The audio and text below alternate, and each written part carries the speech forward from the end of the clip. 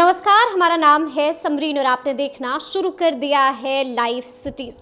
मानहानि का मामला बिहार के डिप्टी सीएम तेजस्वी यादव के लिए परेशानी का सबब बनता चला जा रहा है। आपको बता दें कि तेजस्वी यादव ने अहमदाबाद कोर्ट को सूचित किया है कि उन्होंने अपने ऊपर चल रहे मानहानि के मामले को ट्रांसफर करने के लिए सुप्रीम कोर्ट में अर्जी दाखिल कर दी है। आपको बता दें कि संभवतः 6 नवंबर यानी कि आज के दिन इस मामले पर सुनवाई भी होनी है। तो ऐसे में अब बड़ा सवाल ये है कि क्या तेजस्वी यादव को राहत मिल जाएगी या फिर तेजस्वी यादव को बड़ा झटका लगेगा। तो आज हम इसी मौजू पर बातचीत करेंगे और इस मौजू पर बातचीत करने के लिए हमारे साथ पटना हाई कोर्ट के जाने माने एडवोकेट देव प्रकाश जी हैं। सबसे पहले बहुत शुक्रिया बात करने के लिए। धन्यवाद। तो जैसा कि मैंने शुरू में ही बताया कि तेजस्वी यादव ने सुप्रीम कोर्ट का दरवाजा खटखटा लिया है, इसके पीछे का कारण क्या हो सकता है वकील साहब? देखिए, उनके ऊपर डिफेमेशन का सूट लगाया गया है। कहीं उन्होंने बिहार में कहा था किसी कम्युनिटी विशेष के बारे में या किसी राज्य विशेष के बारे में, तो वो उन्होंने कहा था तो उस पर वहाँ केस फाइल हुआ। किसी व्यक्ति विशेष का नाम नहीं लिया था उन्होंने, लेकिन गुजरात थोड़ा सा अभी इसकी फैक्ट्री हो गई है। इस ढंग का मानहानि लगता है सब पहले मानहानि मुकदमा इतना नहीं हम लोग नज़र में आता था।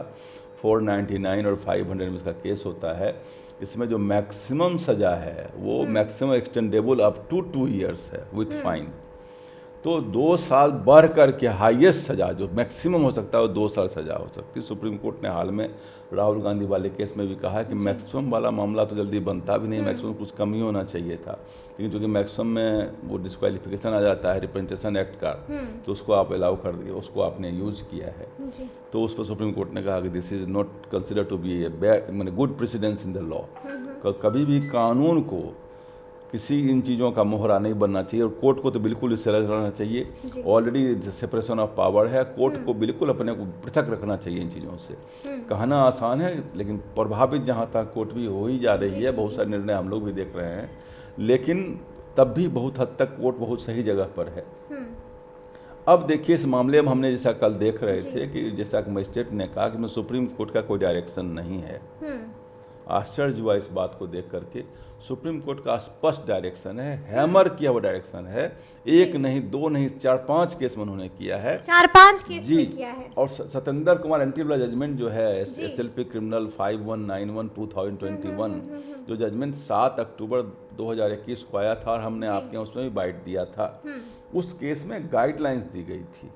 अब बड़ा स्पष्ट गाइडलाइंस था उस केस में। उस केस में स्पष्ट ABCD करके लिखा हुआ है।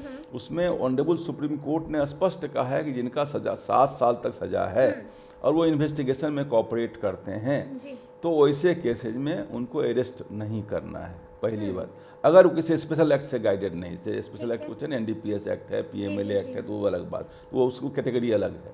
लेकिन ये तो बहुत सिंपल सा केस था और ऐसे केसेज के लिए ही CRPC में सेक्शन 205 रखा गया है, जिसमें पर्सनल अपीयरेंस को डिस्पेंस किया जाता है, एग्जम्प्ट किया जाता है कि पर्सनली नहीं आएंगे। और आपको मैं बता दूं, कैटेगरी A में स्पष्ट ऑनरेबल सुप्रीम कोर्ट ने कहा कि appearance means appearance in person और अपीयरेंस थ्रू प्लीडर। चाहे आप आवें या आपका वकील आवे। अगर आपका वकील वहाँ खड़ा है वकालतनामा साइन करा करके, तो उसको अपीयरेंस माना जाएगा। यह नहीं माना जाएगा कि वो खड़ा नहीं है आपके सामने। तो यह कहना कि आप खुद आइए और वकील का आपका खड़ा होकर नहीं मानेंगे और नहीं ये करेंगे, इसको एग्जम्प्ट नहीं करेंगे पर्सनल अपीयरेंस को, थोड़ा आश्चर्यचकित करने वाली बात है। क्योंकि सुप्रीम कोर्ट का स्पष्ट डायरेक्शन है। ऐसा नहीं सुप्रीम कोर्ट में कहीं एम्बिग्युइटी है, जरा भी क्लैरिटी की कमी है, एकदम स्पष्ट डायरेक्शन है। और सेक्शन 205 CRPC का प्रावधान इसके लिए किया गया था कि ऐसे केसेज में फ्रिवोलस केस माना जाता है, मानहानि केस, चूंकि किसी का नाम नहीं पता नहीं। अरे मानहानि तो उसके लिए नहीं बना था कि मैंने कुछ बात कहा, आपको इतने रुपये की हानि हो गई, आपकी इज्जत की हानि हो गई, समाज से आप कट गए। इस ढंग को कौन सी हानि किसकी, जो कौन मेहता क्या हानि हो गई, क्वान्टिफाइबल हानि है क्या वो? तो इस बात को अभी ने डील किया है। इसके बाद भी अच्छा, ये जो आपका जो मैंने कहा है, जिसका भी जिक्र किया सुप्रीम कोर्ट का, इसको ऑर्डर हो चुका है सुप्रीम कोर्ट द्वारा कि इसको जुडिशियल एकेडमी के करिकुलम में शामिल किया जाए। सारे हाई कोर्ट को कहा गया कि इसको आप अपने, अभी हाल में एक सर्कुलर भी आया था, वो भी मैंने सर आपके यहाँ किया था, सारे हाई कोर्ट चीफ जस्टिस को कहा गया है कि आप अपने यहाँ देखिए, और ये दोनों पर लागू है, पुलिस केस और कंप्लेंट केस पर, कहा कि आप लोग सब लोग इसको देखिए और सब जगह सर्कुलर को सर्कुलेट करिए। ये जिम्मेवारी दी गई है हाई कोर्ट्स को कि इसका पालन हो और जुडिशियल एकेडमी में सारे मजिस्ट्रेट को पढ़ाया जाए, ट्रेनिंग दिया जाए। इसके बाद भी इस ढंग की बातें हो रही है बहुत जगह। यहाँ भी हम लोग देखते हैं कि मजिस्ट्रेट को पता नहीं है, तो ट्रेनिंग का समय नहीं मिलता है, या ट्रेनिंग में अभी भी ट्रेनिंग की अच्छी उपयुक्त व्यवस्था नहीं की गई है, जिस कारण इतनी गड़बड़ियां आ रही हैं बार बार।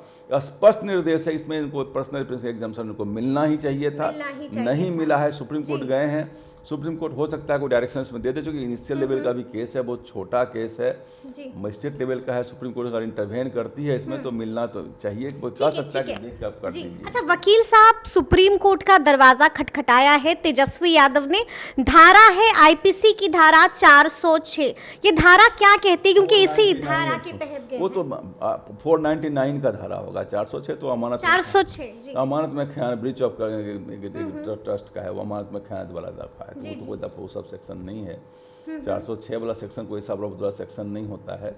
लेकिन सबसे बड़ी बात है कि मैंने उनको मानहानि का मुकदमा किया गया है, तो मानहानि का मुकदमा किया गया है, तो मानहानि के मुकदमा में वो सजा है ही नहीं उतना कि इसको पर्सनल अपीयरेंस से एग्जम्प्ट नहीं किया जाए। कोई इन्होंने ऐसी खता नहीं कर दी है इस केस में, क्योंकि अपीयरेंस से अगर दूसरा कोई केस होता तो बात अलग होती। तो ऐसे केस में को मिलना चाहिए। और आजकल पर्सनल अपीयरेंस में एक बात आपको हम और बता दें कि जब ऑनलाइन का order supreme court chief justice ने कर दिया कि ऑनलाइन कोर्ट सारे किए जाएं, ऑर्डर आए हुए भी 1 महीना से ऊपर हो गया है। भारत सरकार ने उसके लिए 7200 करोड़ रुपया दिया है ऑनलाइन करने के लिए, और बिहार में तो जेल से कैदी को वहीं से डिस्ट्रिक्ट कोर्ट में गवाही कराई जाती है, वहीं से वो ऑनलाइन वो जूम कौन सा गूगल मीट करा करके प्रैक्टिस में है, चल रहा है। इवन हम लोग ऑनलाइन कोर्ट करते हैं, बाहर का हाई कोर्ट भी हम लोग करते हैं, यहीं से करते हैं, घर बैठे हुए करते हैं।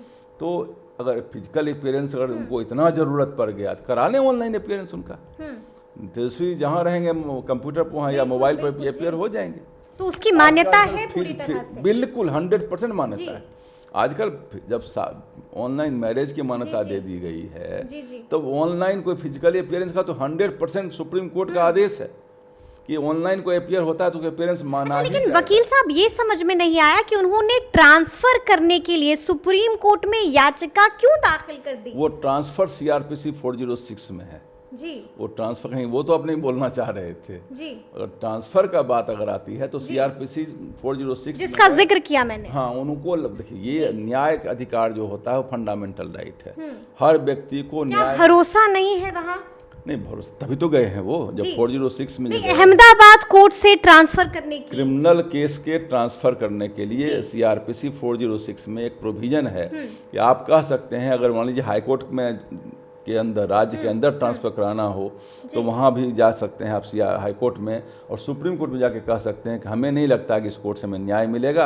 हमें किसी और तो मतलब तेजस्वी यादव को भी ऐसा लगता है कि वहाँ से न्याय नहीं अभी हाल में आपने देखिए कि मणिपुर वाले केस में उन्होंने दूसरे बगल में असम में सुप्रीम कोर्ट ने ट्रांसफर किया है, और सुप्रीम कोर्ट अगर इस बात को महसूस करेगी कि वहाँ न्याय नहीं मिलेगा तो दूसरे किसी राज्य में ट्रांसफर कर देगी, ये वो कह सकते हैं। ये पावर है, विद इन द ऑथोरिटी है, सुप्रीम कोर्ट कर सकती है इस चीज़ को, क्योंकि 406 सीआरपीसी में पावर दिया हुआ है पावर। अच्छा, अगर हम इस पूरे मामले की बातचीत करें तो शिकायतकर्ता के वकील ने साफ साफ कहा था कि शीर्ष अदालत ने अब तक इस निर्देश को पारित नहीं किया है इस मामले में।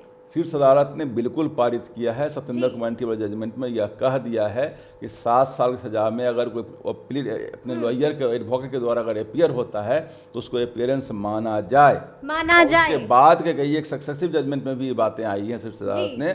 लोग पढ़ते नहीं है, नहीं बोलना चाहिए था हमें इस बात को, लेकिन नीचे लेवल में हम देख रहे हैं कि या तुमको पढ़ने का समय नहीं मिल रहा है, या ट्रेनिंग की सही समुचित व्यवस्था नहीं है, या पढ़ते लोग नहीं है। यही बात है, हम लोग को पढ़ने का समय, चूंकि हम लोग को बाजबस्ती पढ़ना पड़ता है, लेकिन पढ़ने का समय लगता है कम मिल रहा है मजिस्ट्रेट लोगों को, तभी दिक्कत हो रही है। बिल्कुल अदालत है, स्पष्ट आदेश है सुप्रीम कोर्ट का कि प्लीडर के द्वारा कोई आदमी अपीयर हो रहा है, लॉयर द्वारा अपीयर हो रहा है, तो अपीयरेंस माना जाए जब तक कि कोई लाइफ इम्प्रिजमेंट और उसको बड़ा केस नहीं है तब तक। छोटे ही 7 साल वाले केस में कोई एडवोकेट किसी का अपीयर हो रहा है तो बिल्कुल अपीयरेंस माना जाएगा। बाकी आप ट्रायल चलाइए, काम चलाइए, उसमें कोई रुकावट नहीं है, लेकिन just for insisting for personal appearance, physical, वो भी फिजिकल आप ऑनलाइन करा लीजिए, Online अप्लाई करा ऑनलाइन करा लीजिए, जहाँ है वहीं से अप्लाई करा लीजिए, क्या दिक्कत है आप। ठीक है। आज जब सुप्रीम कोर्ट का आदेश हो गया, सरकार ने 7,200 करोड़ रुपए दे दिया, वो भारत सरकार ने, अब सबको ऑनलाइन करो, तो क्या आपको फिजिकल से क्या मतलब है कि फिजिकली वहीं जाके पहुंच के खड़ा हो जाए। लेकिन जैसे कि जब हम ऑनलाइन सुप्रीम कोर्ट का केस कर सकते हैं, हाई कोर्ट का केस करते हैं, डिफरेंट और ट्राइब्यूनल का हम केस अपीयर करते क्यों नहीं हैं, हो तो एक आदमी फिजिकली अपीयर क्यों, कहाँ लिखा हुआ है कि फिजिकली अपीयर होगा, और लिखा हुआ सुप्रीम कोर्ट ने उसमें आदेश दे चुका है, और वो आदेश भी वो आर्टिकल 141 और 142 में दिया गया है, जो बाइंडिंग है, वो लागू ही है, उसमें कहीं कोई लॉ है अपने आप में, तो ऐसा भी नहीं कि उसमें कोई क्वेश्चन मार्क लगा हुआ है। अच्छा, 6 नवंबर यानी कि आज के दिन इस मामले पर संभवतः सुनवाई होने वाली है वकील साहब, क्या लगता है आपको, झटका या राहत? देखिए, सुनवाई में और निर्णय के बारे में तो बोलना नहीं उचित लगता है जब तक वो सुनवाई चल रही है, मामला। लेकिन तजुर्बे के हिसाब से तजुर्बे के हिसाब से अगर इनकी बात में दम होगा कि हमें नहीं लग रहा है, और इन बातों को बोलने के भाई अगर उनको बहुत ही अपेरेंस है, हमारे अपेरेंस से इनसे पहली बात तो ये बोले, जब 406 में गए तो बोलेंगे कि भाई हमको न्याय का अधिकार फंडामेंटल राइट है, हमें न्याय मिलना चाहिए, हमें नहीं लगता कि इस कोर्ट से हमें न्याय मिलेगा, तो हो सकता है सुप्रीम कोर्ट में इंटरवेन करे और कहीं दूसरा कोर्ट में को ट्रांसफर कर दे, नहीं भी हो सकता है, कुछ न कुछ तो करेगी ही करेगी, क्योंकि अब तो ऑनलाइन अपेरेंस की बात हो गई और भी एडवोकेट इनका अपियर हो ही रहा होगा, तो ऐसे केस में ये इंसिस्टेंस कहीं न कहीं हमें लग रहा है कि ये लैप्सेज है on the part of the magistrate court, lapse है on the part of the magistrate court. ये बड़ी बात कह रहे हैं वकील साहब। तो सुना आपने कि वकील साहब ने क्या कुछ बताया है। बता दें एक चीज की, जो लिखा हुआ है टू दी बाय रीजनिंग उनको लगता है, तो doctrine of pleaser and doctrine of discretion, जो डिस्क्रिशन का मामला है वो कॉलोनियल राज में होता था कि रानी महारानी प्लीज होंगी तो करेंगे, अब तो नए में भारत का संविधान मालिक है यहाँ का, तो भारत के संविधान में स्पष्ट लिखा हुआ है कि satisfaction and discretion does not mean that personal satisfaction, व्यक्तिगत सेटिस्फेक्शन की बात नहीं होगी, कानून ओरिजिनिंग से देखना पड़ेगा। ऐसे कैसे में मिलता है एग्जाम्पशन, एक को मिला है दूसरे को भी मिलेगा, तो इस ढंग के केस में नहीं है कि मजिस्ट्रेट साहब को लगेगा तो करेंगे, नहीं लगेगा तो नहीं करेंगे, तब तो कानून का राज ही खत्म हो जाए। एक वर्ड है रूल ऑफ लॉ, तो रूल ऑफ लॉ में कहते हैं अगर लॉ को हटा देंगे तो केवल रूल रह जाएगा, तो रूल में हम लोग थोड़े रह रहे हैं, हम लोग तो रूल ऑफ लॉ में रह रहे हैं। ये बात समझना पड़ेगा, रूल ऑफ लॉ का राज है भारत देश में, केवल रूल का राज नहीं चलता है। तो सुना आपने क्या कुछ कह रहे हैं वकील साहब। देखिए, साफ साफ कह दिया है कि अपने मुल्क भारत में रूल ऑफ लॉ चलता है, केवल रूल नहीं चलता है। तो ये पूरी बातचीत आपको कैसी लगी है, कमेंट करके हमें ज़रूर बताइएगा। तो इस तरह के तमाम अपडेट्स के लिए ऐसे ही हमारे साथ बने रहिएगा और देखते रहिएगा लाइव सिटीज़। बहुत शुक्रिया।